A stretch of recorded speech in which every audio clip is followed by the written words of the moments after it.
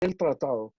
Acuérdense que el tratado desde 1972 es mandatorio, obligatorio, que cualquier tratado o convenio que se firme con Estados Unidos o con cualquier país sobre el canal tiene que ser llevado a referéndum. Tiene que ser llevado a referéndum. Y mucha gente votó en contra de los tratados Torrijos-Carter, a pesar de los beneficios que traía, a pesar de que terminaba la presencia militar norteamericana, a pesar de que en 20 años nos devolvían el canal. Nada más tienen que ver la parte económica. Cuando Torrijos firmó esos tratados, Panamá recibía $1.900.000 como compensación, que en los últimos 2 años Torrijos lo rechazó. Yo, esto es una miseria, yo prefiero que no me den nada. Hoy el canal, nada más para ponerlo en términos de comparación, al 1.900.000, el canal ahora le produce a Panamá miles más de lo que recibía con los Estados Unidos. Pero no estábamos preparados para administrar ese canal. No estábamos preparados para desmantelar la zona del canal. Y cuando digo desmantelar la zona del canal, es que todavía hoy se ve que hay una formidable estructura militar que todavía, después de 30 años, no hemos logrado llenarla por completo. Quienes van a la Ciudad del Saber, que era la antigua base de Clayton, que era la sede del Comando Sur, sí, ahí está la Ciudad del Saber a mano derecha, pero si a la mano izquierda, donde está la universidad, la Florida State University y otra serie, todavía hay una gran cantidad de infraestructura que todavía no se ha podido llenar. Hemos hecho de todo, los panameños, en los diferentes gobiernos. Donde está el Seguro Social, era otro hospital en la zona del canal, la Embajada de los Estados Unidos, donde está hoy el Ministerio de Salud, donde está hoy la Corte Suprema de Justicia. Todo era parte de la estructura de la zona del canal, todo era parte del Gorgas, la Corte Suprema de Justicia y el Ministerio de Salud. Todo eso era parte de la zona del canal, y no le teníamos ningún uso a esas áreas. No era posible encontrarle un uso, porque aquí había otro país. Es como si de pronto les dijeran, si uno que les dijeran que vives en una casa, y de pronto te dicen, no, ahora eres dueño de 3 casas. Bueno, ¿qué hago con las otras 2? ¿Cuándo las puedo vivir? ¿Cuándo las puedo alquilar? Eso se requirió de 20 años. Originalmente se creó la Autoridad del Canal de Panamá.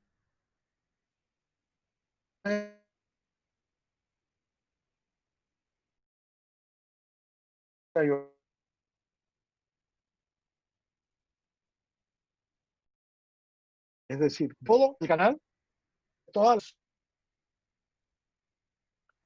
Y en 1978, 79 funcionó más o menos, se prepararon muchas cosas, pero luego eso murió, esa entidad murió, y seguimos sin adelantar mucho de la preparación de Panamá para asumir su responsabilidad el 31 de diciembre. Y esto les voy a contar cosas que quizás los panameños ya han olvidado.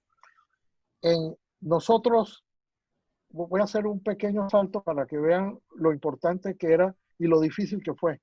En 1993 y 94 se aprobó un título especial en la Constitución, que es el título relativo al Canal de Panamá. Pero ese título tenía un artículo que decía que si Panamá no tenía lista toda la infraestructura jurídica, es decir, todas sus normas, leyes y todos sus reglamentos, el 31 de diciembre del 99 entraban a regir las leyes norteamericanas para administrar el canal, lo cual hubiera sido para los panameños una vergüenza enorme saber que después de tanta lucha, después de casi 100 años de lucha, llegar al 31 de diciembre del 99 y no tener lista la infraestructura del canal, cómo era que íbamos a manejar el canal. Y eso tiene unas complejidades enormes porque Panamá se había propuesto que el canal tenía que administrarse básicamente como lo había administrado los Estados Unidos hasta ese momento. Y eso no es posible, ¿no? En lo absoluto es posible con las leyes panameñas. Ese fue el gran reto de los panameños de aquel tiempo, fue producir durante estos 20 años las normas. Por un lado, las normas para regir el canal a partir del 31 de diciembre del 99 y por el otro, ir desmantelando la zona del canal y hubo momentos en que el programa, el Tratado de Torrijos-Carter es un programa, era un programa, no es un tratado que uno pudiera leer hoy, porque es un programa donde cada edificio, cada sector está detallado y dice esto revierte el 31 de diciembre del año 1981. Esto se acaba en 1982, esto en 1983 y así hasta que todo termina en 1999. Esa reversión de Panamá tenía que hacerse ordenadamente. Que los panameños decidimos en aquel momento separarlo y decir, vamos a separar la zona del canal del canal.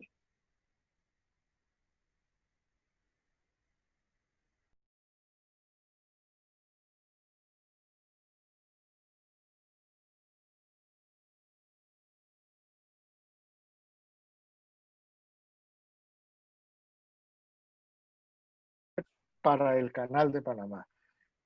Para llevar dos instituciones paralelas, dos actividades paralelas, que a la vez que recibíamos la infraestructura de la zona del canal, nos preparábamos para administrar el canal el 31 de diciembre del 99. Porque así como el canal, en la zona del canal se desmanteló a lo largo de 20 años, todos los años había regresaban un poquito y un poquito. Y a veces, creo que hubo una ocasión, no la recuerdo bien cuál fue, que iba a revertir y nosotros los panameños le dijimos a los americanos, no, no, espérate un momentito que no estamos preparados para recibir esto todavía. Pero Estados Unidos cumplió con lo que había firmado y Panamá también cumplió por supuesto, con recibirlo. Pero no podíamos hacerlo al mismo tiempo. Y esto es importante que quede muy claro. La zona del canal se acabó poco a poco. Digo, se acabó jurídicamente en un solo instante. Cuando entró a regir los tratados el 1 de octubre de 1979. Pero desmantelar la zona del canal tardó 20 años y se hizo poco a poco. Primero se acabó la policía, después se acabaron los juzgados, después se fue acabando poco a poco toda la jurisdicción americana, hasta que quedó muy poquito. El 31 de diciembre ya no quedaba casi nada. Pero la transferencia del canal ocurrió en un solo instante, a las 12 del mediodía del 31 de diciembre de 1999. Hasta ese momento rigieron las normas norteamericanas. A partir de ese momento, del 12 del día, rigieron las normas panameñas.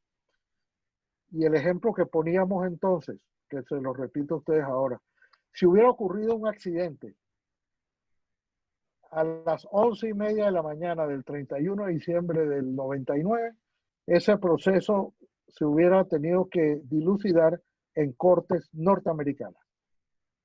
Se hubiera iniciado aquí, pero hubiera terminado en los Estados Unidos, porque el canal estaba bajo jurisdicción panameña. Si ese mismo accidente ocurre a las 12:10 del 31 de diciembre del 99, ya entonces era problema de Panamá. Por eso es diferente la manera como se acaba y se desmantela la zona del canal, mientras que la transferencia del canal ocurre en un solo instante. Ocurre al mediodía del 31 de diciembre de 1999. Ustedes me podrán decir, bueno, pero ¿qué tanto había que preparar? Había muchísimo que preparar. Porque realmente, y esto voy a hablarlo de manera muy descarnada, nosotros no queríamos en aquel tiempo que las leyes panameñas, las leyes que rigen la administración pública panameña, rigieran en el canal, porque era una receta para el desastre. Y hoy estoy más convencido que nunca que si nosotros no hubiéramos tomado la decisión que tomamos de sacar eso y prácticamente convertir el canal en una isla aparte, con normas completamente distintas, el canal hoy no sería lo que es. Nada más para darle ejemplos. Aquí hay un código de trabajo que rige a la empresa privada, hay un código administrativo que rige a los empleados públicos y un sistema completamente diferente, que rige para los empleados de la autoridad del canal, que se rige por mérito. Y es la única actividad en Panamá que se rige 100% por mérito. A mí me ha tocado ver la transición de los administradores del canal. El administrador del canal de Panamá, se los digo porque todavía está la misma persona, no nombra ni a su secretaria, ni a su chofer, ni a nadie. Todo va por sistema de méritos. Una de las cosas que tiene la administración pública panameña es que cuando entra un ministro o un presidente, puede barrer con prácticamente la mitad de la administración pública sin que nadie le diga nada. En Panamá hay alrededor de 30.000 empleados que pueden ser de libre nombramiento y remoción del presidente. En los Estados Unidos hay 3.000. En los Estados Unidos hay solamente 3.000 funcionarios que son nombrados por el presidente de los Estados Unidos. El resto todo es sistema de mérito. El canal, todo es sistema de mérito, con excepción del administrador y el subadministrador. Pero además, y algunas vicepresidencias. Pero en el canal no hay más de 10 personas que son nombradas así. El resto todos son nombrados por sistema de mérito desde abajo. De hecho, el subadministrador que acaba de salir, Manuel Benítez, se inició como aprendiz hace 40 años y fue ascendiendo a aprendiz y estudió siendo aprendiz en la autoridad del canal y llegó a ser subadministrador. Eso es un sistema que Panamá no conoce. Por ejemplo, el sistema de contrataciones en el canal es un sistema que en Panamá es absolutamente desconocido. En Panamá hay normas que dicen si el contrato vale más de 300.000, menos de 300.000, lo puede firmar el ministro. Si vale entre 300.000 y 3 millones, tiene que ir al SENA. Si vale más de 3 millones, tiene que ir al Consejo de Gabinete. Bueno, en el canal no opera así. Opera y esos contratos no los ve ni el administrador ni la junta directiva, sino un funcionario que es el administrador del contrato. Uno piensa,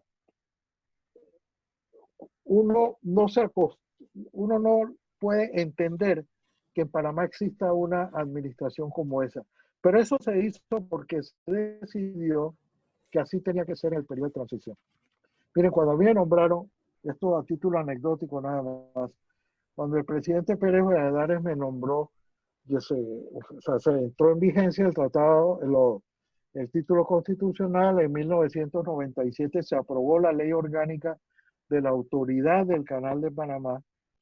Yo era vicepresidente de la Comisión del Canal de Panamá. Esto no son juegos de palabras. La Comisión del Canal de Panamá fue la entidad que administró el canal en el periodo de la transición, entre 1979 y 1989. y 99, perdón, eran básicamente no, 5 norteamericanos y 4 panameños. El presidente era norteamericano, el vicepresidente panameño. Yo actué como vicepresidente por el lado de Panamá. Y cuando se aprobó la ley, el presidente Pérez Valladares me nombró como presidente de la Junta Directiva de la Autoridad del Canal de Panamá, o sea, la entidad que iba a administrarlo a partir del 31 de diciembre del 99. Y a mí se me acercó una persona y me dijo, ministro, ¿dónde quiere usted que quede su oficina? ¿Usted dónde va a poner su oficina en el edificio de la administración? ¿Va a usar la que usa hoy el administrador o hay que hacerle otra? Yo le dije, el ministro para Asuntos del Canal nunca debe tener una oficina en el edificio de la administración. El ministro para Asuntos del Canal es solamente el nombre.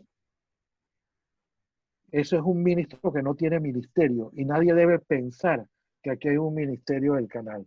Hay un ministro, hay un presidente de la Junta Directiva, dice la Constitución, que por ser presidente de la Junta Directiva tiene la condición, recalco, la condición de ministro para Asuntos del Canal.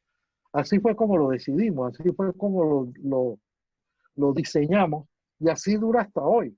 Hoy el ministro para Asuntos del Canal, que es el expresidente Aristides Royo, negociador de los tratados, no tiene oficinas en el edificio de la administración, porque lo que queríamos demostrar en ese periodo de transición era que el presidente, que el jefe de esa institución es el administrador y no el ministro, porque ese el ministro solamente preside la junta directiva, pero no es el principal funcionario de esa institución. Y así fue como lo quisimos diseñar. Y así fue como quedó. Eso es completamente ajeno a nuestra administración pública, pero es lo único que nos ha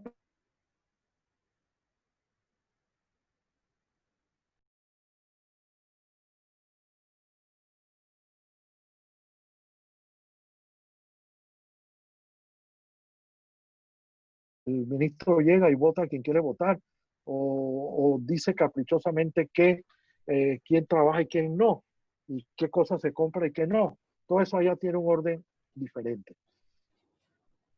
Yo muchas veces me han preguntado que si ese sistema se puede replicar en la administración pública panameña. Yo creo que no, pues nosotros no estamos acostumbrados a eso. El canal viene con esa cultura, pero el resto de la administración pública no tiene esa cultura. Ya les digo, aún gente que trabajaba en el canal cuando me nombraron la primera vez me dijo, creyendo que como me habían nombrado ministro, yo iba a ejercer como ministro. Bueno, el ministro es un título, pero no hay ministerio. No nombra ni una secretaria, ni nombra un chofer, no nombra a nadie. Sencillamente es el hombre o mujer que presida la junta directiva de la autoridad del canal. Había otras muchas cosas que hacer. Por ejemplo, teníamos que adecuar que los panameños, que todo el que siguiera trabajando en el canal lo hiciera en las mismas condiciones.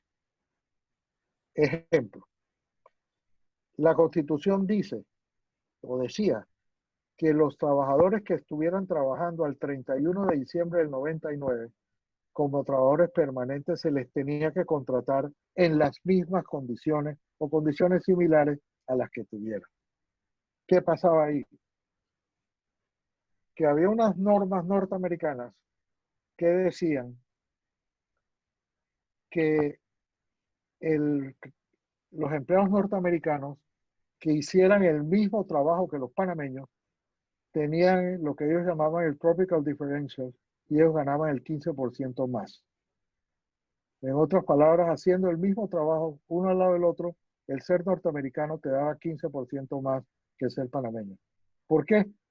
Por la tragedia de vivir en el trópico. O sea, es una lástima que te hayas tenido que vivir, aunque eran sonians, habían vivido aquí toda la vida, pero ganaban más por esa razón, más tenían derecho a 2 viajes al año a los Estados Unidos, etc. Nosotros no podíamos aceptar eso. ¿Por qué? Porque no era políticamente, era muy difícil que llegáramos al 31 de diciembre y el 1 de enero del año 2000 resultara que los americanos seguían ganando más que los panameños por el mismo trabajo que estaban haciendo. Entonces se logró en aquel tiempo que Estados Unidos, ojo, esto fue grado de colaboración con Estados Unidos, aprobara una ley mediante la cual se extinguían todos los privilegios de los americanos el 30 de diciembre de 1999. O sea, ellos conservaron hasta el último día esos privilegios, pero nos facilitaron, porque cuando esos privilegios se extinguieron el 30 de diciembre, el 31 de diciembre panameños y norteamericanos ganaban igual. El 30 de diciembre ganaban 15% más. El 31 de diciembre ganaban lo mismo panameños y norteamericanos. Y por eso pudimos recontratar, porque todos esos empleados, los casi 10.000 empleados, terminaron su relación con el gobierno de los Estados Unidos y comenzaron una relación con la autoridad del Canal de Panamá. Ese era, ese es el tamaño de lo que estaba pasando en Panamá. Entonces, tiene que ver que todos estos acontecimientos, todos estos hechos se producen y tienen lugar en ese periodo de 20 años. 20 años, muchos de los cuales fueron perdidos. Cuando digo que fueron perdidos es que durante casi 10 años de esos 20 años, por los problemas políticos internos de Panamá en la época del general Noriega, Estados Unidos ni siquiera reconocía al gobierno de Panamá. Entonces, no se reunía la junta directiva, no se podía, no se facilitó. La transición del canal realmente ocurrió entre 1990, después de la invasión, hasta 1999. En esos 10 años se produjeron todos los documentos para que el canal tuviera los instrumentos para poderse administrar. En esos 10 años ocurrieron todos los cambios. En esos 10 años Estados Unidos se comprometió y lo hizo a, a llevar, a entregar el canal en condiciones de operación para que no nos pasara lo que nos pasó con el ferrocarril. En el Tratado del Canal, 1977, el ferrocarril lo devolvieron en 1979. A los pocos años el ferrocarril ya no servía.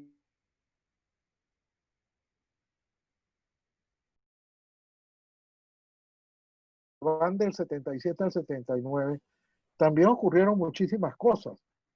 Y es que los Estados Unidos, los Sonians, los que habitaban la zona del canal, no les gustó esa decisión e hicieron mucho por entorpecerla. Y por ejemplo, el ferrocarril no recibió mantenimiento. Al rato, Panamá ya no le sirvió el ferrocarril y se dejó de usar. El ferrocarril durante muchos años nosotros no tuvimos ferrocarril. Un ferrocarril que existía desde 1850. Se dejó de usar durante muchos años hasta que se rehabilitó en la forma como está ahora mismo. Todo eso ocurre en estos 10 años, y digo 10 porque hasta antes de la invasión era muy difícil tratar con los Estados Unidos. Fue muy, muy difícil el trato, porque además ellos tenían, esto también se los cuento a título anecdótico, durante esa época, del año 79 al 99, existía, repito, lo que se llama la Comisión del Canal de Panamá. La Comisión del Canal de Panamá era la entidad panameño-norteamericana que lo administraba. Ahí se decía que durante los 20 años iba a haber 5 norteamericanos y 4 panameños en la junta directiva. Y que los primeros 10 años el administrador sería norteamericano y el subadministrador panameño, y después se invertía. A partir de 1990 el administrador sería panameño y el subadministrador norteamericano. Pero durante los 20 años serían 5 norteamericanos y 4 panameños. Pero tenía una particularidad, esto no lo decía el tratado, lo decía una ley norteamericana, que el presidente de la junta directiva del canal, de la comisión del canal, podía dirigir el voto de los 5 norteamericanos. Dirigir el voto es votar por los 5. Y en una ocasión nosotros hicimos un esfuerzo enorme, enorme, para convencer a uno de los 5 norteamericanos que votara con los panameños. Se trataba de un caso muy especial y era que no queríamos que hubiera una doble escala salarial en el canal, porque ellos decían, vamos a hacer una doble escala, una escala para los que ya están en el canal y una escala para los que entran nuevos. Nosotros no queríamos y ellos se empeñaron que sí. Uno de los norteamericanos decidió votar con Panamá y dijo, yo estoy de acuerdo con los panameños, y la votación quedó 5-4 a favor de Panamá. Y el presidente de la junta directiva dijo, un momento, voy a votar de nuevo. Y yo voy a votar ahora por los 5 norteamericanos. Y cambió la decisión, porque él podía votar por los 5 norteamericanos. Y dijo, ok, ahora se queda como yo lo dije, como yo quería que fuera. Acuérdense que esta es una institución, el canal siempre fue una institución militar, no una institución civil o de comercio. Las esclusas, que ustedes, las viejas, pues las nuevas no, pero las esclusas viejas tienen el tamaño del buque de guerra más grande que tenían los Estados Unidos en 1910. Ese fue el tamaño que le hicieron a las esclusas, para acomodar el buque más grande que ellos tenían en ese momento y que no creían que fueran a hacerlo más grande. Y de ese tamaño hicieron las esclusas. Y siempre fue una estructura militar norteamericana. De hecho, el presidente de la junta directiva de la Comisión del Canal era el representante del Pentágono. Y ellos siempre lo consideraron una estructura militar que servía a propósitos militares, no económicos. Panamá en eso después decide que eso tiene que tener un rendimiento económico y que tiene que verse como una empresa y no como, bueno, obviamente no como una estructura militar, pero era una estructura militar lo que ellos siempre la consideraron así. E hicieron cosas que realmente no vale la pena ni siquiera recordar, pero ellos, como todos burócratas, tenían una, ellos le llamaban un break-even operation, ¿no? O sea, el break-even es que los ingresos tenían que ser iguales a los egresos. Entonces, si ellos tenían muchos ingresos, por ejemplo, un año, y tenían pocos gastos, le daban miedo, porque era una institución burocrática militar, que entonces le recortaran el presupuesto para el año siguiente. Entonces se gastaban de todas maneras la plata hubo un año que pintaron 2 veces toda la zona del canal. Todas, las calles, las casas y todo, para poderse gastar la plata. Para gastarse la plata, porque si no les rebajaban el presupuesto. Y después que entró en vigencia el tratado, cuando ya era obligatorio que lo que le sobraba, después de pagarle a Panamá los 10 millones que le correspondían, el excedente tenía que ir a Panamá. Ningún año hubo excedente, porque se la gastaban a veces por la mezquindad de no darla, pero el último año de la administración norteamericana, que fue en 1999, Panamá recibió por distintos conceptos los 10 millones de anualidad fija, más un porcentaje del canal, por cada tonelada que pasaba por el canal, más una suma por los servicios que ellos dejaban de prestar y que Panamá comenzaba a prestar.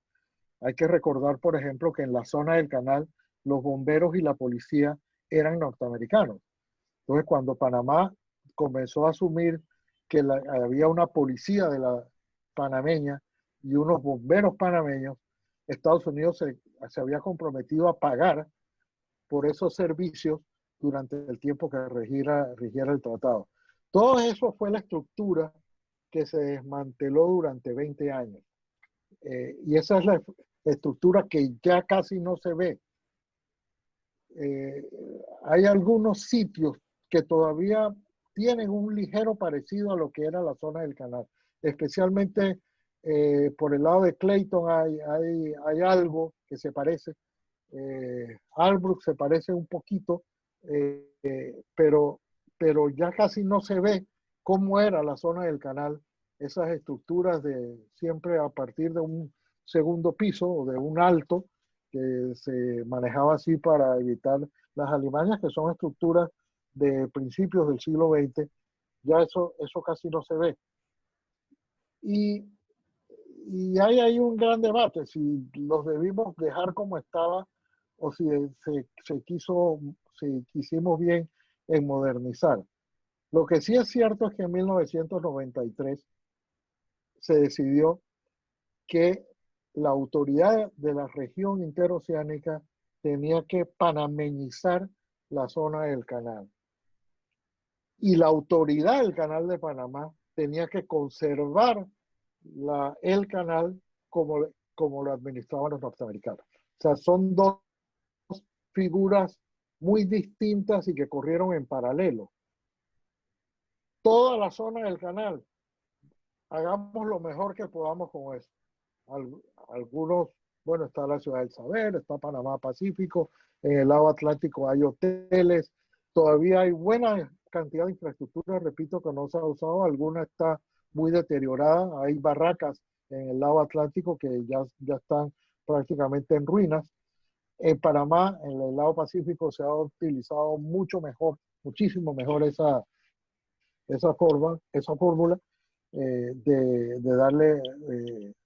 utilizarlo. Pero lo cierto es que no queríamos que el canal o la zona del canal siguiera siendo zona del canal, pero sí queríamos que el canal siguiera siendo canal. Esto es, digamos, en un resumen, las inmensas dificultades, pero también las muchas colaboración que tuvimos por parte de los Estados Unidos.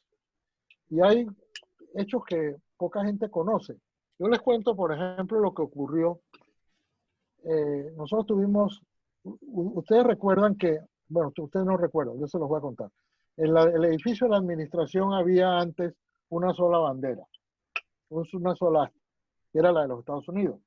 Cuando se firman los tratados, se ponen dos astas, la de Panamá y la de los Estados Unidos, y ahora nada más estamos de vuelta en una, pero que es la panameña. Bueno, cuando estábamos en la etapa final ya de la transición, ya estaban todos los reglamentos en orden, ya todo estaba listo para la transferencia del canal, ya se habían hecho las invitaciones, ya venían los mandatarios a la celebración del canal, que en realidad se hizo 15 días antes, se hizo la invitación a los jefes de Estado, porque ningún jefe de Estado quería estar aquí el 31 de diciembre del 99. Todos querían pasar el final del año y del siglo en sus respectivos países. Entonces hicimos las ceremonias el 14 de diciembre para que pudieran venir mandatarios de otros países. Pero sí se hizo la ceremonia el 31 de diciembre del 99. Nosotros queríamos, yo en lo personal les pedí una ceremonia que para simbolizar el fin de la administración norteamericana y el principio de la panameña, que se arriara la bandera de los Estados Unidos y se izara la bandera de Panamá después. Ellos me dijeron, militares, eso nunca se lo vamos a permitir. Digo, ¿por qué? Digo, bueno, porque nosotros no queremos que los panameños abucheen la bandera de los Estados Unidos y se vuelva esto un problema de burla. Yo les dije, mire, el ánimo que hay allá afuera no es de burlarse de los Estados Unidos ni de sacarles la lengua, sino es un motivo de celebración, que vamos al fin ser dueños del canal. Entonces les propuse otra. Le dije, bueno, vamos a hacerlo simultáneo. Vamos a arriar la bandera de los Estados Unidos al tiempo que izamos la bandera de Panamá. Nadie va a abuchear, nadie va a gritar contra la izada de la bandera de Panamá, y así mismo arriamos. Dijo que eso era una manera era como la expresión de una rendición, como si los Estados Unidos se hubieran rendido. y que ellos no podían aceptar que su bandera se arriara de esa manera. Al final, el cuento, para echarles el cuento corto, ellos decidieron hacer una ceremonia a la cual me invitaron el 30 de diciembre a las 5 de la tarde. Dijeron, vamos a arriar nuestra bandera y nunca más se izará esta bandera, pero nosotros no vamos ante una multitud como la que se esperaba y que en efecto llegó al 31 de diciembre del 99 a las escalinatas del edificio de la administración. No podemos permitir que nuestra bandera sea. Entonces, hasta en esos detalles que a uno les puede parecer tan niños, era todo objeto de negociación. Todo lo teníamos que negociar. Repito, no con esto estoy diciendo que los Estados Unidos obstaculizó. Tuvimos en algunos momentos obstáculos u obstaculizaciones, pero en muchos momentos hubo una colaboración más que generosa para que ellos pudieran, que ellos nos facilitaron. Y lo cierto es que la mayor parte de las cosas las entregaron bien, pero muchas las entregaron mal. Cuando digo mal, es que el tratado decía que tenían que entregar todos los bienes que iban revirtiendo, bases militares, edificios, instalaciones, los tenían que entregar y ellos podían llevarse todo lo que fuera removible, todo lo removible. Bueno, hubo momentos, le decíamos, déjennos el Gorgas como está. Se llevaron hasta la última cama, todo lo que pudieron remover. Descartar significa lo votaron. Por un problema político que había, una especie de venganza, pues, que no vale la pena. Pero, y en otros lugares, en el lado atlántico, les pasó lo mismo. Se llevaron todo lo que podía removerse sin necesidad. Se entregaban una escuela y se llevaban los pupitres viejos, algunos los descartaban, entregaban la escuela, pero la entregaban vacía. Muchos se entregaron bien, otros se entregaron mal. Pero en general, en los 20 años de la transición del canal, los Estados Unidos lo hizo bien, lo cumplió, nunca hubo un retraso en una entrega. Es decir, si decían la base de Sherman se entrega el 30 de junio de 1999, el 30 de junio de 1999 cerraban la base. Nunca hubo un retraso en esos 20 años de parte de los Estados Unidos de entregar lo que tenía que entregar, de cerrar la base que tenían que cerrar. Y Panamá, si repito, hace 40 años, hace 30 años que entró a regir el tratado, todavía hay infraestructura que no hemos podido utilizar. Solo imagínense, y eso que ya hay ministerios, entidades autónomas, cantidades de cosas que se usan, imagínense nada más lo que hubiera sido que nos hubieran entregado todo el mismo día que se firmaba el tratado. Posiblemente todo se hubiera deteriorado, posiblemente todo se hubiera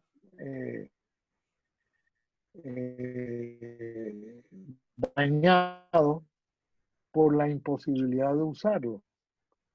Donde está el Paitilla, donde está Multiplaza, eso era el aeropuerto local de Panamá, porque el aeropuerto de Albrook era el aeropuerto de los Estados Unidos.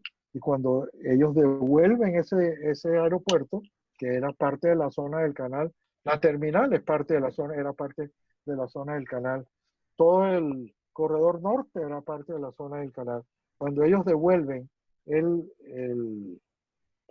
aeropuerto de Albrook, entonces se decide trasladar para allá el aeropuerto local y se cierra el aeropuerto de Paitilla, que quedaba ya metido dentro de la ciudad, y se hace un centro comercial. Por eso es que ya es muy difícil reconstruir lo que era la zona del canal. Y nosotros solamente tenemos referencias de lo que era la zona del canal, pero no la magnitud de lo que era desmantelar la zona del canal. Y para nosotros, el reto de terminar una estructura jurídica y una estructura física tan descomunal como era la zona del canal. 14 bases militares, aquí llegó a haber 34.000 soldados a la vez durante la Segunda Guerra Mundial, más la cantidad de civiles que allí trabajaban, más que cualquier ciudad de Panamá, cualquier de las ciudades de Panamá, con excepción de la capital. Bueno, este era el cuento que yo les quería echar sobre perdonen, a lo mejor quizás el desorden, pero lo podemos ordenar con las preguntas, pero este era desordenado porque prefiero, en vez de usar diapositivas, hacerlo más conversado. Ok, doctor. Muchísimas gracias por su experiencia. Creo que es una retrospectiva de todo lo que vivió en su periodo como miembro de la transición del Canal a Panamá. Creo que en sus comentarios, en su exponer, algunas ideas retornaron a los colegas, criterios nuevos para aprender y analizar e investigar, así que excelente. Bueno, si hay preguntas, pregunta el señor Giovanni Sasso. Escuché criterio que la Avenida de los Mártires se debería llamar Avenida de los Héroes. ¿Cuál es su apreciación al respecto? Mira, como yo no tengo un criterio sobre eso. A mí me gusta, lo que me gustó, y lo compartí plenamente en el año 64, cuando el presidente Chiari decidió quitarle el nombre de la 4 de julio. Yo no sé si los héroes dicen más que los mártires. Allí hay una carga afectiva del 9 de enero que Panamá es de las pocas fechas que ha tenido mártires. Panamá ha tenido muchos héroes, y estoy ahora simplemente pensando en voz alta, porque en los 40 años que tengo de estar lidiando esto, nunca me han hecho esa pregunta. La verdad es que me toma de sorpresa, me llama la atención, y les prometo pensarlo, y después quizás contestar, pero en principio no me disgusta para nada que se llame de una u otra forma, aunque la Avenida de los Partes ya estoy tan acostumbrado que a lo mejor me sería difícil acostumbrarme a otro nombre, como a algunos es difícil acostumbrarse a nombres. La tumba muerto, por ejemplo, ahí no hay forma que alguna gente le diga Ricardo J. Alfaro, y hay viejos que todavía le dicen a la avenida la 4 de julio. Pregunta el caballero Fernando Fernández. ¿Cree usted que la coyuntura del régimen de Noriega y la invasión pusieron en peligro el cumplimiento de los tratados Torrijos-Carter? El régimen de Noriega sí puso en peligro el cumplimiento de los tratados Torrijos-Carter, sin ninguna duda.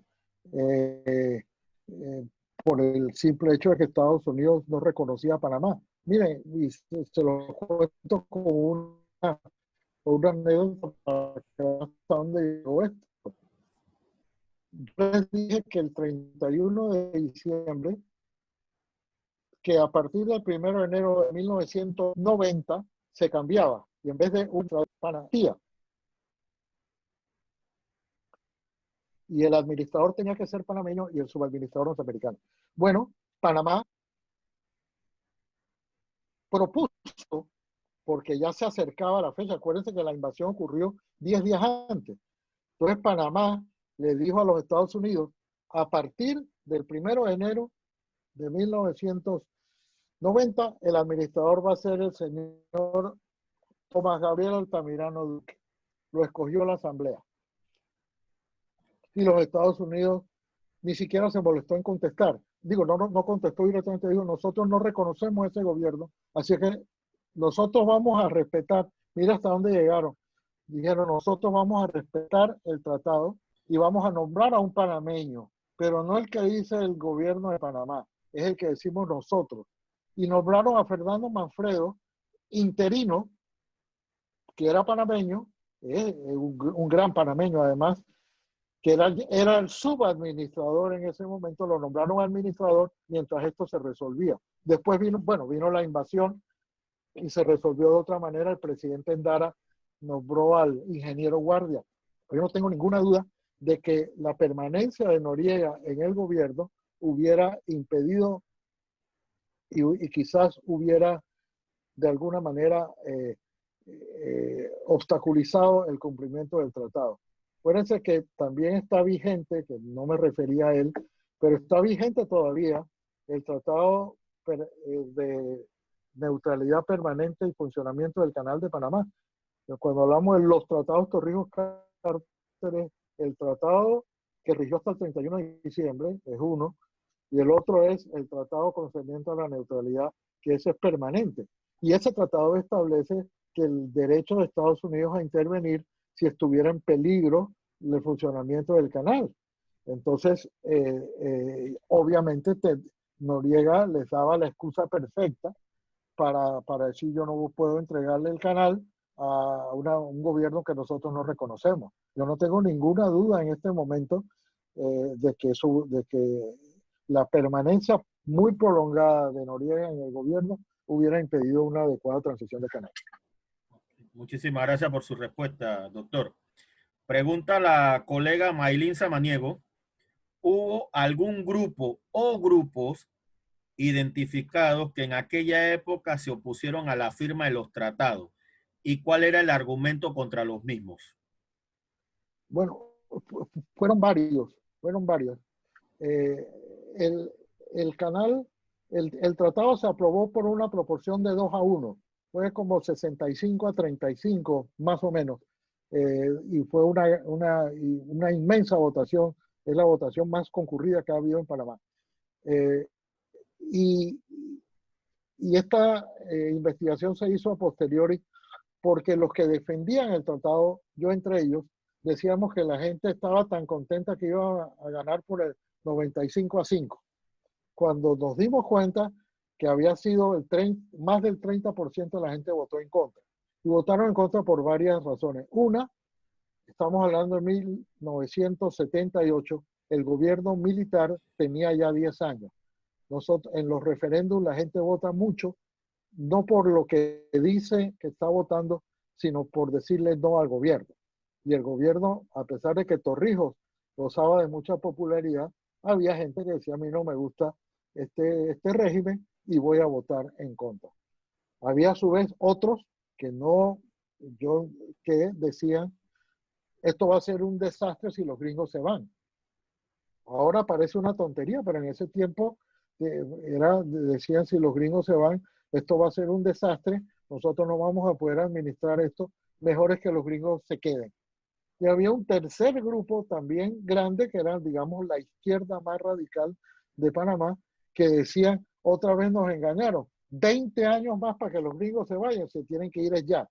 Entonces, en ese 30% concurrieron básicamente esos tres factores. La oposición al régimen, el que era demasiado tiempo, 20 años, y otros que decían es mejor que los gringos no se vayan porque nosotros no vamos a poder ser capaces de administrar este canal.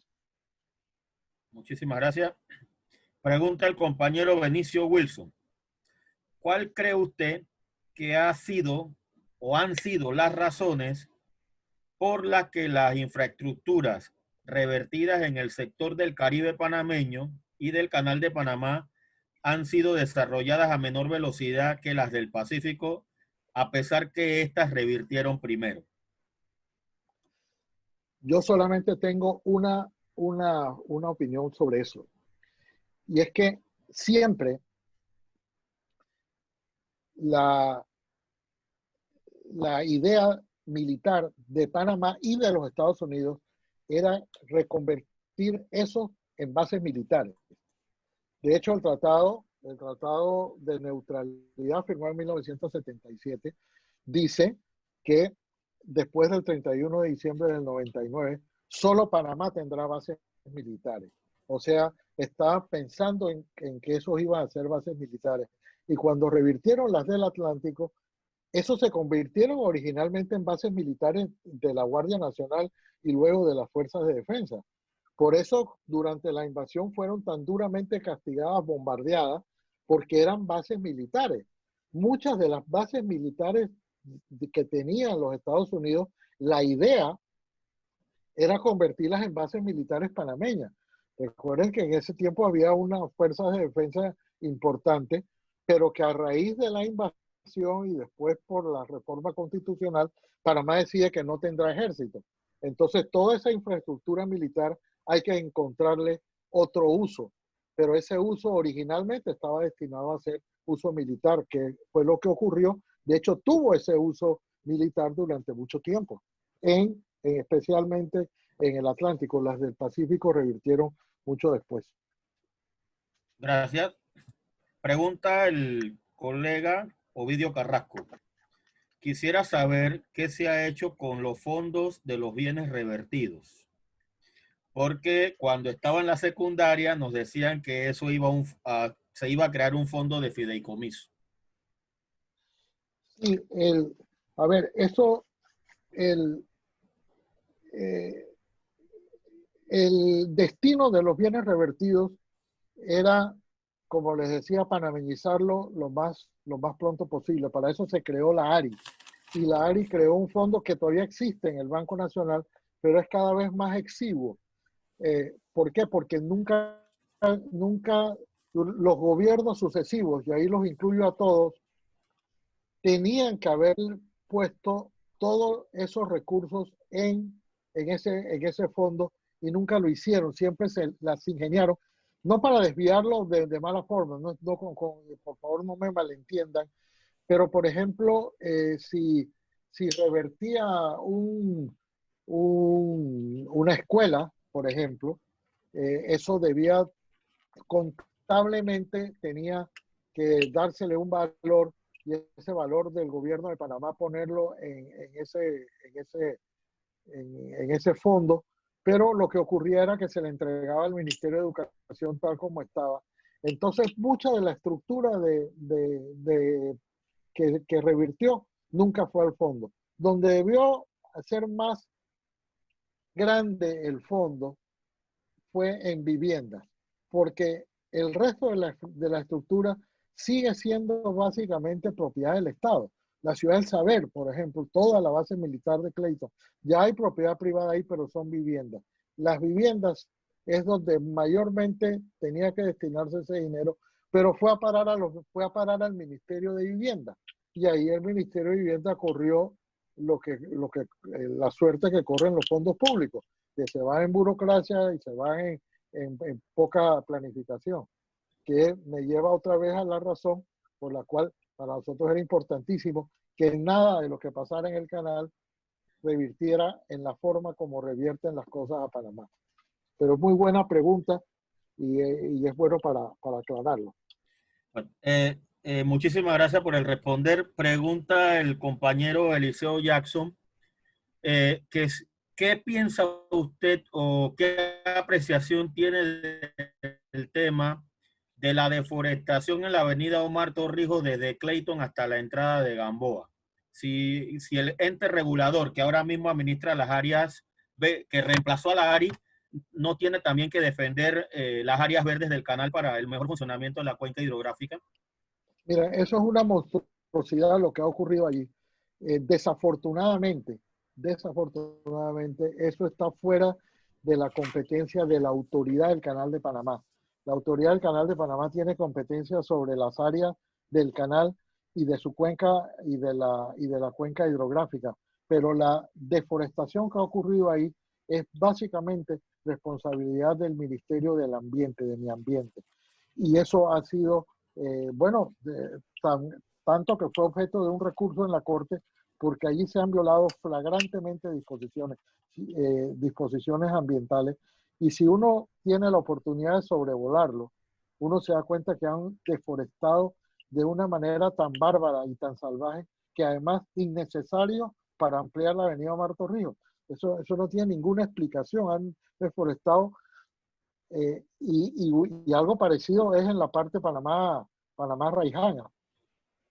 Eso todo está siendo o tiene que ser objeto de revisión, porque allí se fueron por la vía del menor esfuerzo de tumbar y de tumbar. Pero eso ya es responsabilidad, no es de la autoridad del canal, ni es siquiera de la ARI. Esas áreas corresponden ya al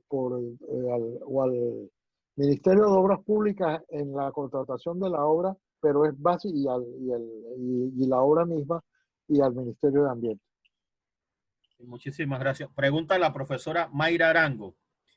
Si dentro de la autoridad del canal se respeta la carrera administrativa y por qué en el gobierno de Panamá no.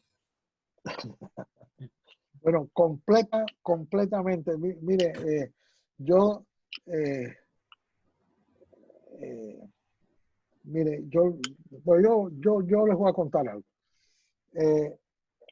Cuando a mí en un momento, una persona a mí me dijo, oye, a mí el presidente me ha ofrecido uno de dos ministerios, o el Ministerio de Trabajo o el Ministerio de Asuntos del Canal.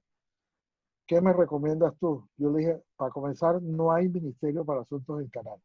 Eso no existe. ¿Qué quieres tú? ¿Tú quieres nombrar gente? Me dije, sí, yo necesito nombrar mucha gente. Es el líder de un partido político. Yo le dije, entonces coge el Ministerio de Trabajo, que tienes oficina en todos lados, tienes llegar.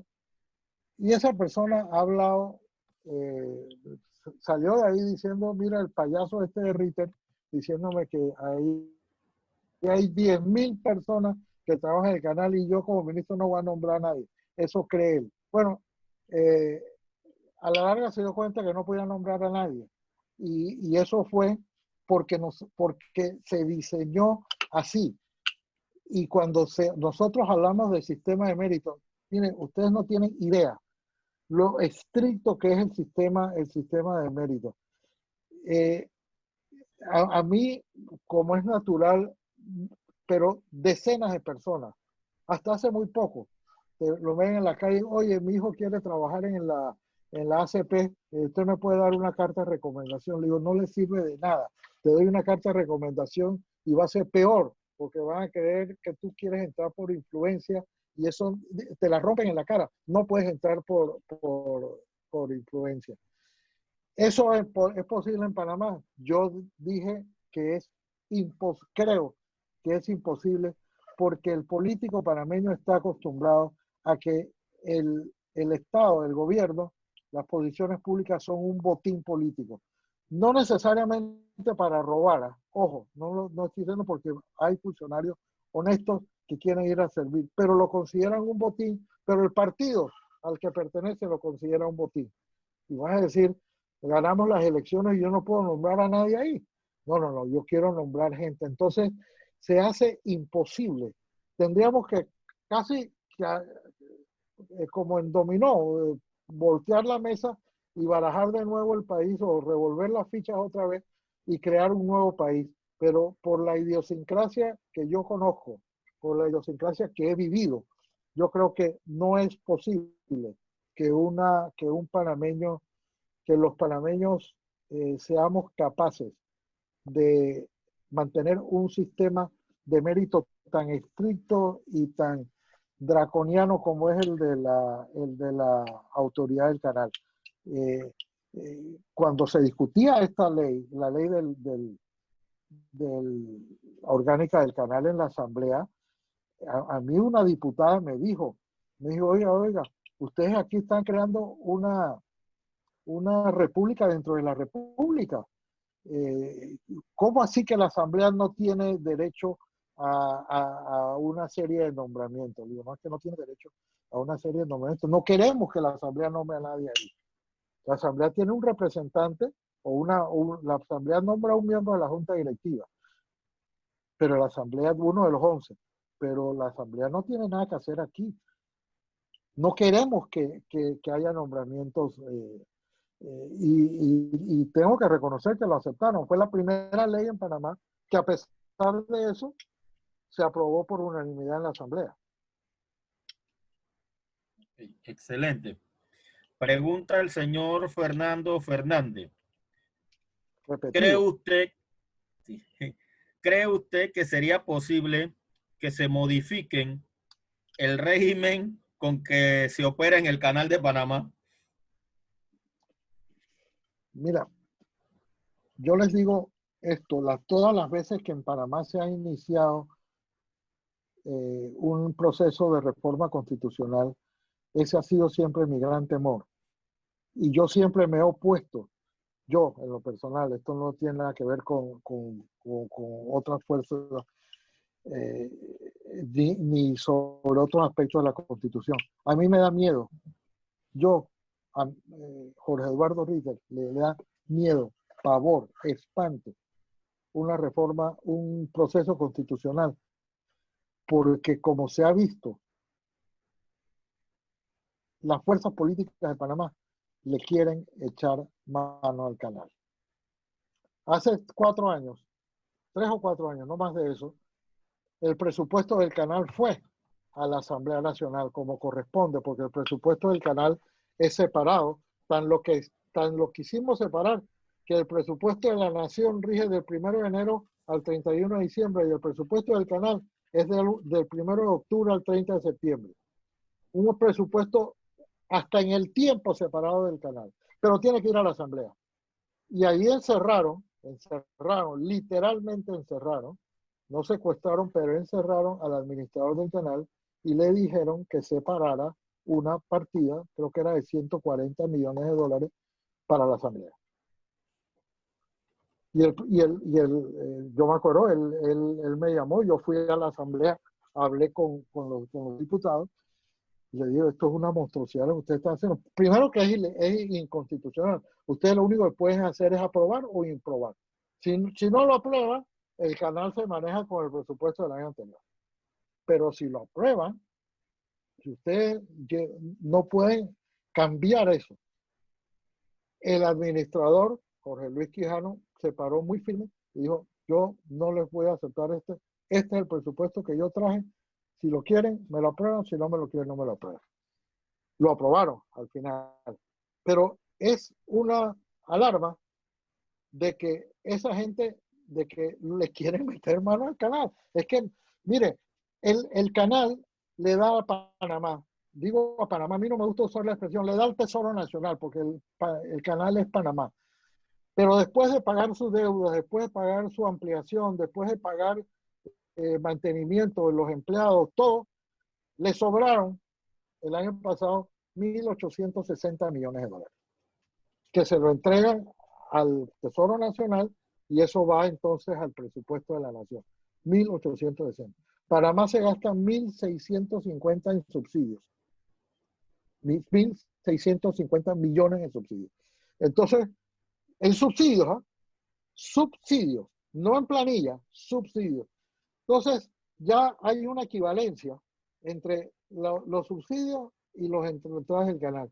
Yo les aseguro, pero sin ninguna duda, de que el día que haya una reforma y ese título se modifique para darle siquiera una pequeña entrada a las fuerzas políticas de Panamá, y miren que no estoy hablando de ningún partido político en particular, estoy hablando de los partidos políticos, hasta ahí llega la administración del canal tal como la conocemos hoy.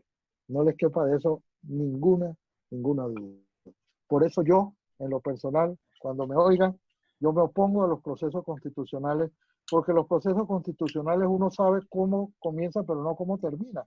Yo prefiero reformas puntuales como las que ha habido. Hubo reformas en el 83, hubo reformas en el 93, hubo reformas en el año 2004, hubo reformas a la Constitución, pero puntuales.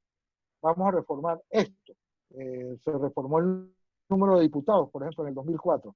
Pero cuando dicen vamos a hacer un proceso constitucional, yo les aseguro que el canal no sale ileso, o el título del canal no sale ileso de esa. Y para mí sería el final del canal tal como lo conocemos hoy. Pregunta el compañero Eliseo Jackson. ¿Cuál es el papel en la junta directiva del canal del miembro que nombra la Cámara Nacional de Diputados? Mira, cuando cuando estábamos discutiendo la ley, eh, hubo muchísimas propuestas en la Asamblea que nos decían, bueno, nombremos a uno por parte de los trabajadores, otro por parte de la Cámara de Comercio, otro por parte de esto, parte de... Nosotros le dijimos no. Es que así eran los norteamericanos. Los norteamericanos había uno de los trabajadores, uno por parte de los puertos, uno por parte de la naviera, el del ejército, etc. Nosotros decidimos que no iba a haber señalamientos de quién representa a quién, que los 11 tenían que representar a la nación. Nosotros no le pusimos requisitos de representar a nadie. La Junta Directiva tiene 11 miembros. El presidente, que es de libre nombramiento y remoción del presidente de la República, que es el que tiene el título de ministro para asuntos del canal. Hay 9 miembros que se nombran por periodos de 9 años. Cada 3 años se renueva un tercio. Y eso se nombran por 9 años. Y un miembro que es de libre nombramiento y remoción de la Asamblea. Todos representan lo mismo. No representan a nadie. Representan a la nación y la idea es que no obedezcan a ninguna línea, ni siquiera la de la Asamblea. Yo, perdónenme la cuña que les voy a decir, pero uno de los problemas que tiene empantanada la Caja del Seguro Social es que la Junta Directiva está compuesta así. Uno por parte de los empleados públicos, uno por parte de los jubilados, uno por parte de los gremios empresariales, etcétera, y cada uno va allá a pelear por lo suyo. Entonces tiene la Caja del Seguro Social, se ha quedado empantanada en esas peleas internas. Se supone, y así al menos ese fue el diseño constitucional, que ninguno de los 11 representara a nadie, sino que se tratara de escoger a las mejores personas. A veces lo hacen, a veces no, pero que no era mejor el riesgo de que no fueran exactamente los mejores a que tuvieran que ser representantes de alguien. En la Junta Directiva de la autoridad no hay representación de nadie. Muchísimas gracias por responder. Pregunta el señor Juan Antonio de la Guardia si usted considera que se le subió a los panameños el 15% que ganaban los norteamericanos cuando llegó la fecha del 30 de diciembre de 1999. No se les subió. Siguieron ganando lo mismo. Se les rebajó a los americanos. Lo que decía la Constitución es que se les contrataba en las mismas condiciones que tenían. Entonces, lo que eliminaron los americanos el 30 de diciembre a la medianoche del 30 de diciembre es los privilegios de más que ellos tenían. No es que a los panameños se les subió, a los americanos se les rebajó y quedó todo el mundo ganando igual, con su propio sistema de méritos y con ascensos y aumentos cada cierto tiempo. Pero no, fue al revés. Se les rebajó a los americanos, pero no se les subió a los panameños. Muchísimas gracias. Pregunta el compañero que está identificado con el Huawei Y5. Para el área del Causeway de Amador hay muchas estructuras e infraestructuras que se ven vacías y deterioradas. ¿Por qué considera usted que la han dejado prácticamente en abandono? Y uno de esos es la Caja del Seguro Social, con los terrenos al lado del antiguo club de golf. Para mí eso tiene una sola explicación y es desidia. Mira, aquí eso era un lujo ver recién revertido Amador. Había una fila de edificios imponentes, importantes, que de la noche a la mañana, que dijeron que iba a ser una especie de el corredor de la moda o algo así le iban a poner, que le iban a dar un edificio de cada uno de esos, iba a ser como una gran exhibición de comercial y de moda. Todo eso se deterioró. Más el hecho de que allí en Amador, por donde está el mausoleo del general Torrijos, todo eso lo convirtió, era parte de la estructura militar. Ahí quedaban las oficinas del general Noriega y todo eso fue bombardeado durante la invasión.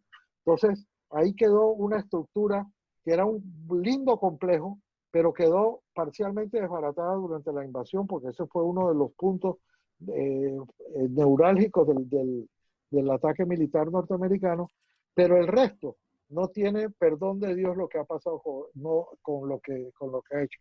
Es pura desidia. Para mí, y esto va con todos los gobiernos que han pasado, para mí resulta inexplicable que Panamá esté pagando los millones de dólares que paga todos los años en alquiler de oficinas, en alquiler de edificios viejos, teniendo una infraestructura como la que tiene allí. Ahí podría haberse gastado y invertido en remodelar todos esos edificios y proveerles gratis a los empleados para que llegaran allá con lo que se gasta Panamá en alquiler de oficinas, donde yo creo que siempre hay un negocio turbio de por medio. Okay. Excelente respuesta. Pregunta el compañero Eliseo Jackson. ¿Podría informar desde la firma de los tratados en 1977 hasta la reversión en 1999 si el gobierno de Panamá tuvo acceso a los informes financieros del canal? En los últimos 5 años sí, en los primeros 15 años no, porque Estados Unidos tenía dentro de su jerarquía en la Comisión del Canal de Panamá, tenía una estructura que estaba arriba el administrador y subadministrador norteamericano y panameño, y de ahí seguían posiciones que ellos llamaban de seguridad. Las posiciones de seguridad le estaban vedados a los panameños. Algunos panameños, y algún día yo quisiera poderles hacer el homenaje que ellos merecían, Manfredo entre ellos, lograban contrabandear, sacar de contrabando, sacar de clandestinamente algunos informes para ver los informes financieros del canal.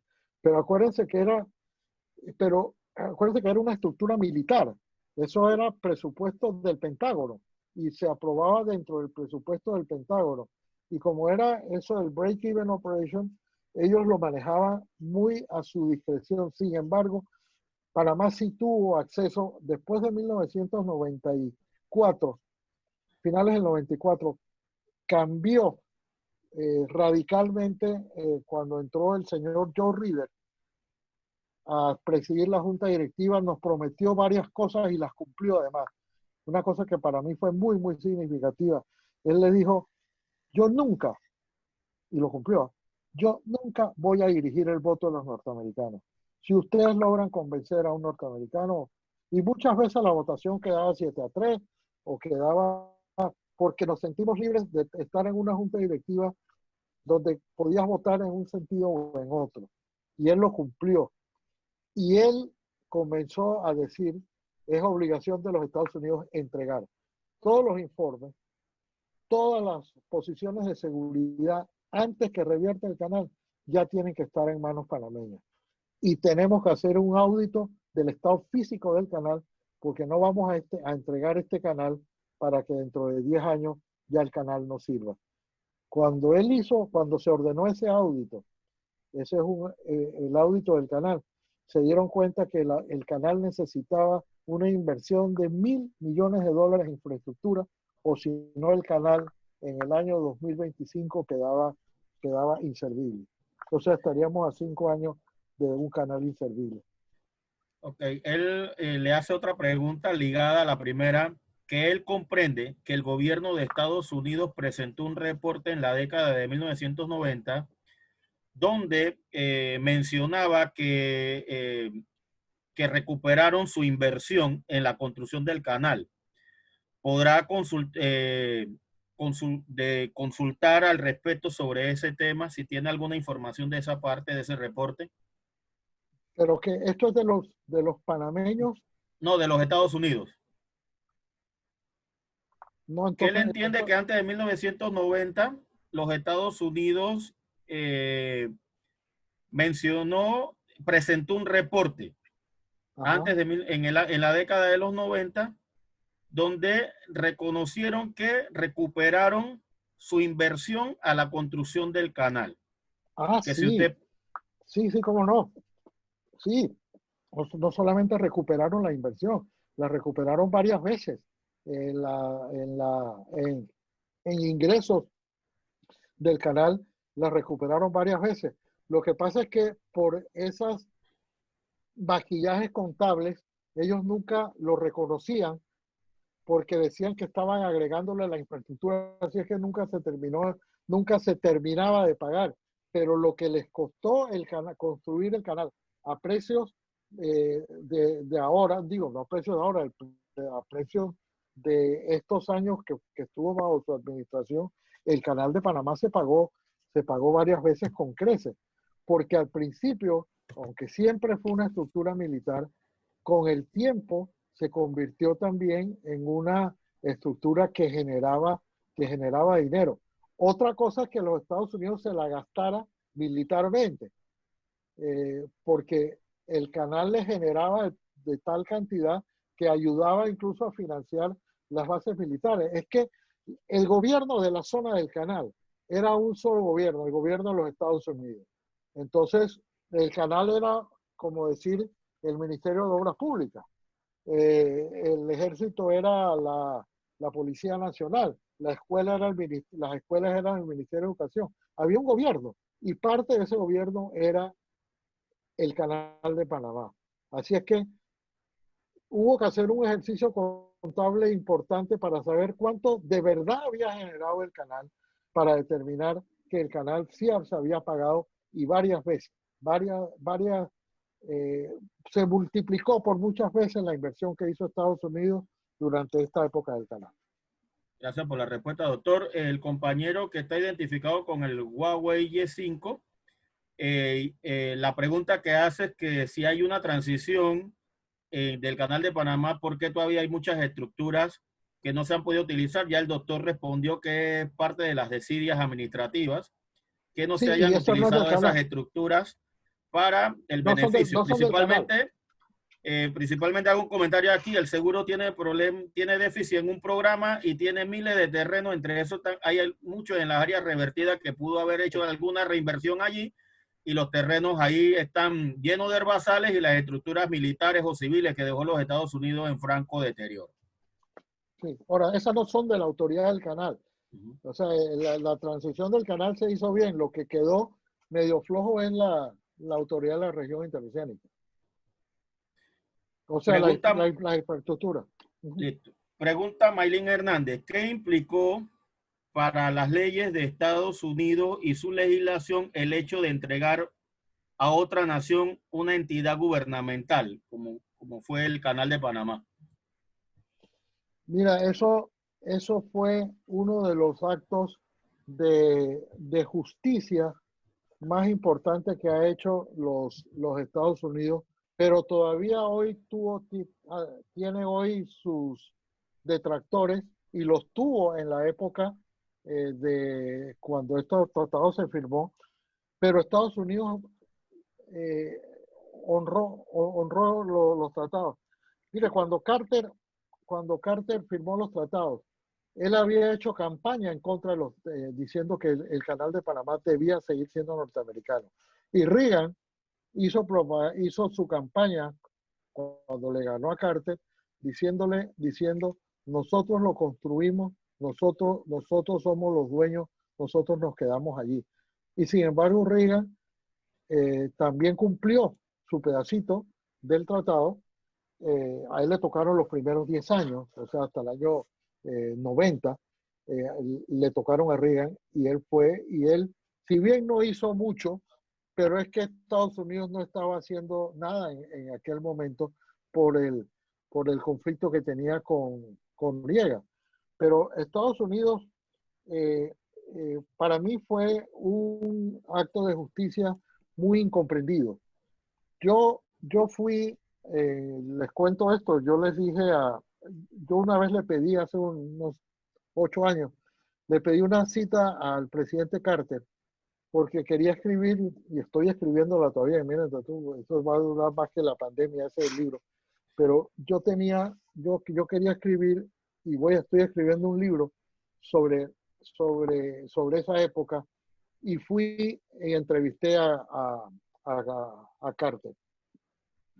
Y le pregunté a Carter algunas cosas sobre Torrijos, eh, pero también le pregunté sobre qué le había representado para él este tratado. Le dije, mire, me dice, usted sabe que los senadores norteamericanos casi siempre se reeligen. Es casi automático que ellos se reelijan. Le dije, ese año se presentaron a la reelección, bueno, se presentaron 33. De esos, 20 habían votado por el tratado. Y de esos 13 perdieron su reelección y la causa fundamental haber entregado el canal. O sea, ellos consideraron, y así como hoy se le reconoce a Carter que es el mejor expresidente que ha tenido Estados Unidos, todavía hoy hay quienes les recriminan que fue un pésimo presidente porque entregó el canal. Y lo cierto es que él lo hizo en base a pura convicción personal. Mire, cuando Carter fue elegido presidente, él mandó, les robo un minuto, él mandó a un emisario, Edward Bunker, que después fue negociador de los tratados, a una gira por América Latina. Y Carter le dijo, yo necesito recomponer las relaciones con América Latina.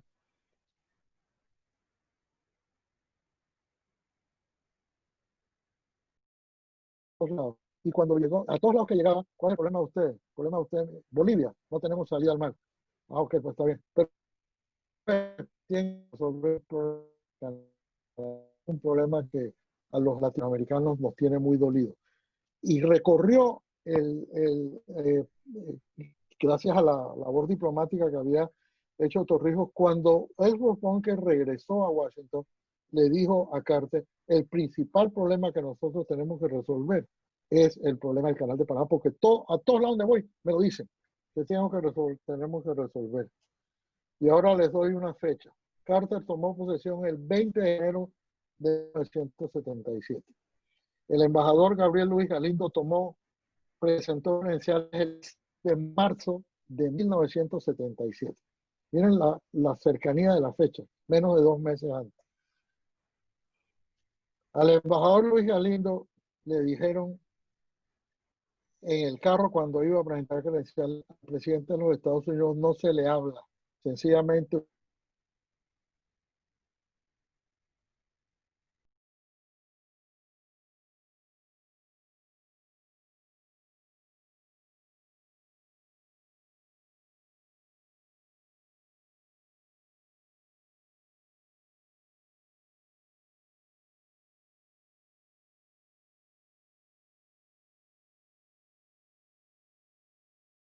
de carrera. Yo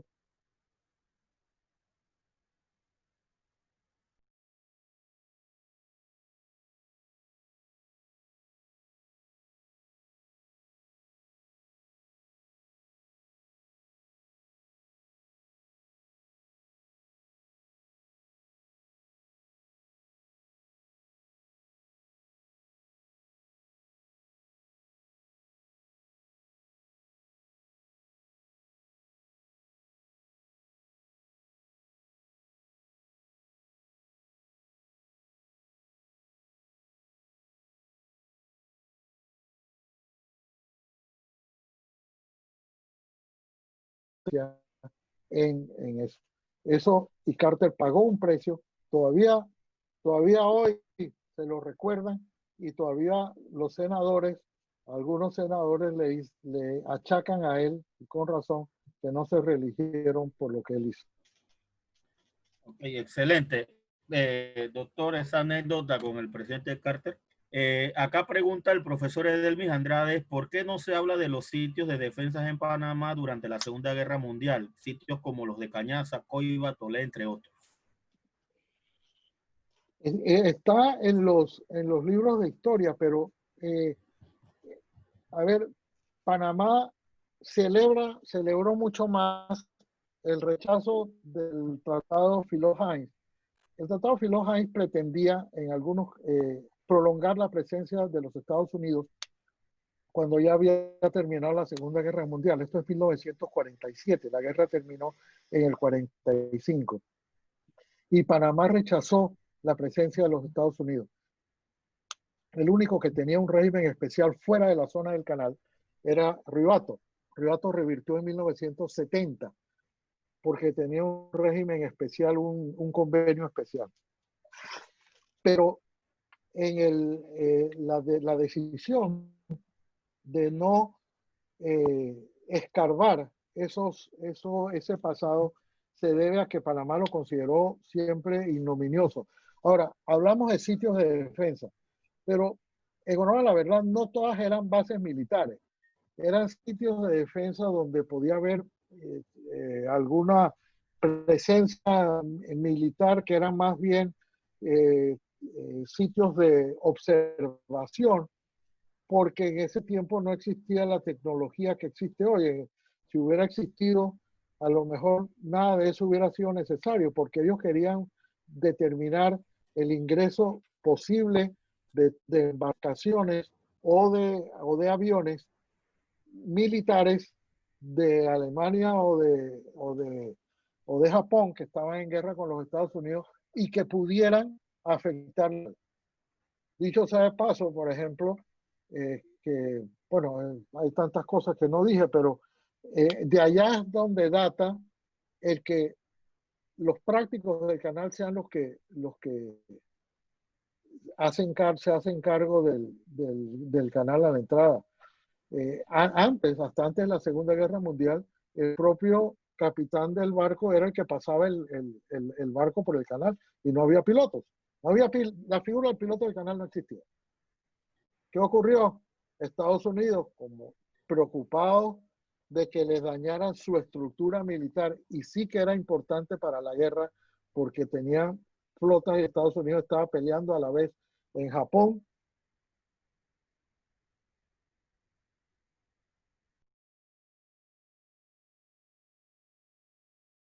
Ellos la estructura militar, la estructura del canal era de vital importancia. Entonces decidieron que tenían todos los barcos que entregarle el mando a un oficial de la Marina de los Estados Unidos, que era el que se encargaba que uno de estos fue un kamikaze, cogiera y desbaratara una de las esclusas, por ejemplo. Y el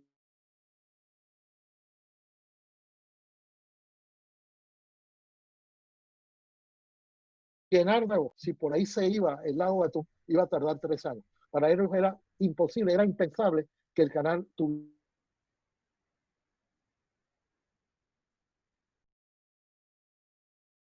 Y de ahí viene entonces que ahora después se quedaron, les quedó gustando y ahora los pilotos también dicen que ahora eso no es, ojalá no hay, si hay algún piloto por aquí, por favor me excusa, pero cuando eso se hizo, eso no era física cuántica, pasar un barco por el canal. Ahora requiere de ciertas destrezas por la anchura de los barcos que tienen, pero en aquel tiempo era muy fácil pasar un barco, de hecho no había piloto. Pero lo que voy es que muchos de esos sitios, de esos 144 sitios de defensa que hubo en Chiriquí, hubo en, bueno, Punta Mala, era uno de ellos, había muchísimos fuera de la zona del canal, pero principalmente en las costas, para determinar la presencia de embarcaciones, peligros para el canal de Panamá. Aparte de que hay fotos, ojalá tuvieran la curiosidad, fotos de que todo el canal, especialmente en la parte de las esclusas, tenían sobre sí suspendidas unas redes enormes, unas redes gigantescas, por si tiraban una bomba, si a alguien se les iba y tiraban una bomba, que no llegara a explotar sobre las esclusas. El canal Yo de no sabía Panamá se eso. convirtió para los Estados Unidos. ¿Ah? ¿Cómo dices? Que no sabía eso. Sí, sí, había unas redes inmensas para que en el momento en que llegara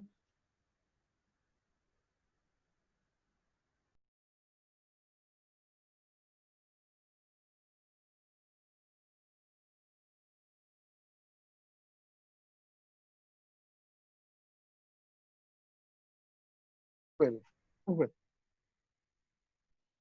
veces a Panamá. Él vino no porque quería visitar a Panamá, él quería porque era la ruta para poder ir a visitar sus tropas en la costa oeste de los Estados Unidos o en Hawái, que fue donde en Pearl Harbor, que es lo que bombardearon los japoneses y metió a los Estados Unidos en la guerra. Entonces, para ellos esta estructura era vital y ya dejó de serlo.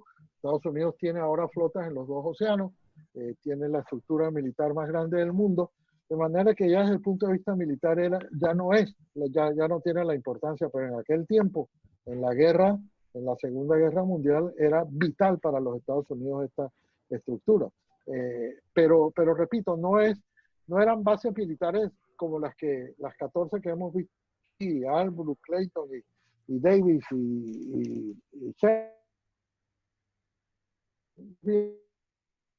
observación, llamémoslo así, que nosotros le hemos dado el nombre de sitios de defensa más que de bases militares.